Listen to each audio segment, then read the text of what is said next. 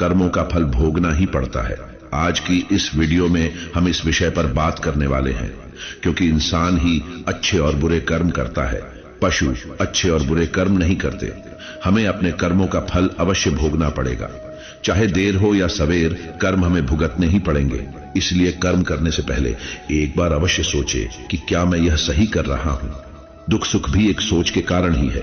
दुख को भी सुख मानो, प्रभु सुख ही देंगे। जब हम कर्म करते हैं तो हमारे कर्मों के अनुसार ही हमें फल मिलता है। यदि हम अच्छे कर्म करते हैं तो सुखी और शांत जीवन जी सकते हैं, लेकिन यदि हम बुरे कर्म करते हैं तो उसका फल हमें बुरा ही मिलता है। इसलिए हमें सोचकर कर्म करना चाहिए ताकि हम बुरे कर्म से बच सकें। अपने आप को बचाने से हम सजा से भी बच सकते हैं। भगवान का विधान है कि हमारे कर्मों के अनुसार ही हमें फल मिलता है। हमारे भाग्य के निर्माता हम खुद हैं और प्रत्येक मनुष्य को उसके भाग्य के अनुसार फल भोगना पड़ता है। जो दुख हम अभी भुगत रहे हैं वह हमारे पिछले जन्मों के किए गए पुण्यों या पापों का फल है। हमें भगवान को दोष नहीं देना चाहिए, क्योंकि हमारे कर्मों का फल हमें ही भोगना पड़ता है। भगवान के विधान के अनुसार ही हमें सुख और दुख की प्राप्ति होती है। आप खुद सोचो, हम साथ में क्या लाए हैं और क्या लेकर जाएंगे। कोई भी भौतिक वस्तु हमारे साथ नहीं जाने वाली, केवल कर्म ही है जो हमारे साथ इस दुनिया से जाते हैं। मनुष्य को ऐसी कमाई इकट्ठी करनी चाहिए जो इस संसार में भी काम आए और मृत्यु के बाद उसे साथ में भी ले जा सके। हमारे साथ जो अशांति है वह हमारे अपने कर्मों का परिणाम है।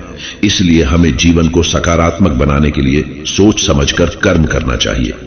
एक गांव में एक किसान अपने परिवार के साथ रहता था। यह किसान और उनका परिवार एक संत महात्मा की सेवा करते थे। संत महात्मा के उपदेशों के अनुसार उनका परिवार जरूरतमंद लोगों की सेवा भी किया करता था। उनके परिवार के सभी सदस्य प्रेम भाव से रहते थे, परंतु एक बेटा ऐसा था जो दोनों पैरों से अपंग था। दिन बिताते बिताते उनके परिवार के मन में जिज्ञासा उभरती रही। हम सब संत महात्मा और जरूरतमंद लोगों की सेवा करते हैं, हमारे पूरे परिवार में शांति और नैतिकता है, फिर भी हमारे बच्चे के साथ ऐसा क्यों हुआ? क्या उसमें कोई दोष है जो वह अपंग पैदा हुआ? एक दिन जब संत महात्मा का सत्संग चल रहा था, लाखों श्रद्धालुओं के बीच किसान के बेटे ने पूछा, हे महात्मा, हम सब निस्वार्थ भाव से जरूरतमंद लोगों की सेवा करते हैं और हमारा पूरा परिवार अहिंसा के मार्ग पर चलता है। कभी भी किसी के बारे में बुरा नहीं सोचते हैं, ना ही किसी का बुरा करते हैं। फिर भी हमारे बच्चे को अपंगता से जूझना पड़ रहा है। इसका क्या कारण है? संत महात्मा ने उत्तर दिया, मैं विशेष रूप से बता नहीं सकता, लेकिन अगर आपके मन में इस बारे में दुविधा है तो मैं आपको एक कहानी सुना सकता हूं। संत महात्मा ने एक कहानी सुनाई जिसमें बताया गया कि पहले जन्म में उनके बेटे ने एक किसान के पुत्र के रूप में जन्म लिया था। रोज खेत में अपने पिता को दोपहर में भोजन का टिफिन देने जाता था। एक दिन उसकी मां ने जल्दी से खाना बना दिया और उससे कहा कि अपने पिताजी को खाना देकर खुद खाना खा लेना, लेकिन वो बच्चा उस वक्त अपने दोस्तों से मिलने में लगा रहा और खाना खाना भूल गया।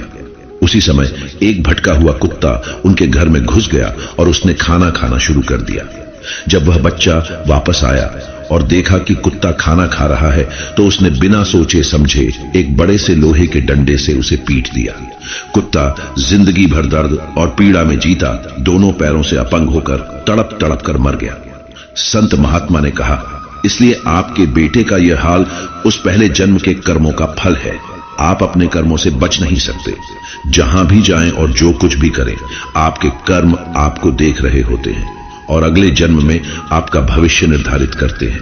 इस कहानी से हमें कर्म के नियम, कर्मों के प्रभाव और धर्मपरायण रहने की महत्वपूर्ण शिक्षा मिलती है। हमें स्वार्थहीन सेवा देनी चाहिए और सभी प्राणियों के प्रति प्रेम और सहानुभूति से जीवन बिताना चाहिए। अपंग बच्चे की स्थिति उस पहले जन्म के कर्म का परिणाम है।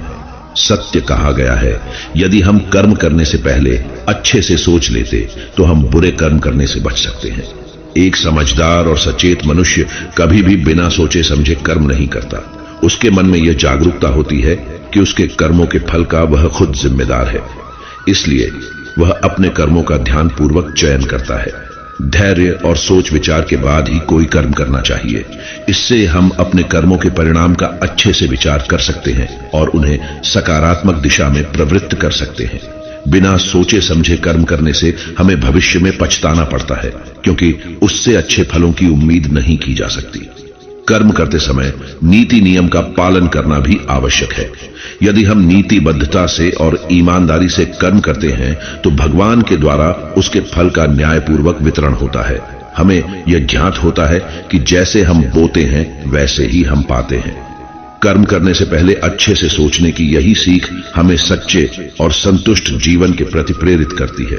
हमें हमेशा अपने कर्मों के फल के लिए उचित जवाबदेही बनानी चाहिए और बुरे कर्म से बचने का प्रयास करना चाहिए। इसलिए अपने कर्मों को सोचकर और ध्यान देकर करने से हम अपने जीवन को सकारात्मक बना सकते हैं और अपने भविष्य को खुशियों से भर सकते हैं। इस तरह से हम अपने दुखों को हंस हंस कर झेल सकते हैं और खुद के कर्मों के फल को अच्छे से भोग सकते हैं। धैर्य और सोच विचार के साथ अपने कर्मों को सकारात्मक रूप से देखने के लिए हमें एक अच्छा मार्ग प्रशस्त करता है। हमारे कर्म हमारे जीवन को प्रभावित करते हैं और उनके फल को हम कर्मों का फल कहते हैं। इंसान की जिंदगी में आने वाले सुख और दुख उसके अच्छे या बुरे कर्मों के परिणाम होते हैं। जिस तरह किसान अच्छी बीजें बोता है और उसका फल भी उतना ही अच्छा मिलता है, वैसे ही जीवन में भी हम जो कर्म करते हैं उसके अनुसार ही हमें फल प्राप्त होता है। कर्म एक ऐसा नियम है जिसके अनुसार हमें फल प्राप्त होता है और हम उस फल के अनुसार अपने जीवन को जीते हैं। हमारे कर्म हमारे भविष्य का निर्माण करते हैं और जिस तरह का कर्म वैसा ही फल हमें मिलता है। अच्छे कर्म करने से हम अच्छे फल प्राप्त करते हैं जो हमें सुख और समृद्धि का अनुभव करने का मौका देते हैं। वहीं बुरे कर्म करने से हम बुरे फल प्राप्त करते हैं जो हमें दुख और कष्ट का सामना करवाते हैं। इसीलिए हमें हमेशा अच्छे कर्म करने का प्रयास करना चाहिए और सही मार्ग पर चलते हुए सच्चे और ईमानदारी से अपने कर्मों को निर्माण करना चाहिए।